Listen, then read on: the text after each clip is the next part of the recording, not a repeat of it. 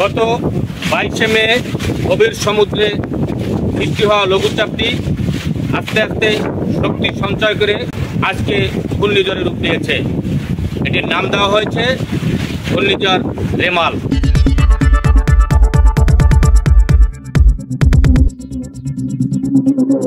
বঙ্গোপসাগরে সৃষ্ট গভীর নিম্নচাপটি ঘূর্ণিঝড় রেমালে পরিণত হয় 4টি সমুদ্র বন্দরের উপর সতর্ক সংকেত বাড়ানো হয়েছে। এর মধ্যে মোংলা ও পায়রা সমুদ্র বন্দরে 7 নম্বর বিপদ সংকেত এবং চট্টগ্রাম ও কক্সবাজার সমুদ্র বন্দরে 6 নম্বর বিপদ সংকেত দেখাতে বলা হয়েছে। 25শে মে শনিবার রাতে আবহাওয়া অধিদপ্তরের ওয়েবসাইটে তথ্য জানানো হয়েছে। এর আগে সন্ধ্যা 6টার দিকে এটি ঘূর্ণিঝড়ে পরিণত হয়।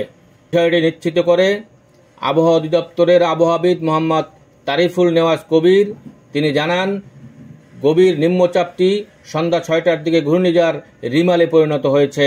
এর কারণে পায়রা মোংলা সমুদ্র বন্দরকে 7 নম্বর বিপদ সংকেত দেখাতে বলা হয়েছে। এছাড়াও চট্টগ্রাম কক্সবাজারকে 6 নম্বর বিপদ সংকেত দেখাতে বলা হয়েছে।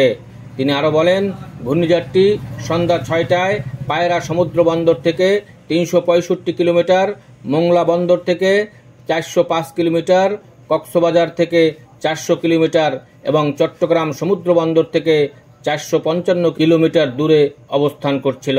ঘূর্ণিঝড়ের প্রভাবে উপকূলীয় এলাকায় স্বাভাবিকের চেয়ে 3-4 ফুট জলোচ্ছ্বাসের আশঙ্কা করা হচ্ছে।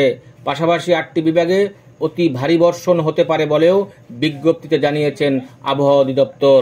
এ উপলক্ষে মোড়লগঞ্জ উপজেলা প্রশাসন গত 23শে মে একটি প্রস্তুতি সভা করেছে। সভায় উপজেলার নদী তীরবর্তী সাইক্লোন শেল্টার ও আশ্রয় কেন্দ্র, উপযোগী স্কুল ভবন সহ মোট 85টি আশ্রয় কেন্দ্র প্রস্তুত রাখতে নির্দেশ প্রদান করেছেন। সাথে সাথে শুকনো খাবার, পানি বিশুদ্ধকরণ ট্যাবলেট ও জরুরি চিকিৎসা সামগ্রী প্রস্তুত রাখা হয়েছে বলে জানা গেছে। মোহাম্মদ আলামিন শেখ, দৈনিক দক্ষিণ বার্তা, মোড়লগঞ্জ।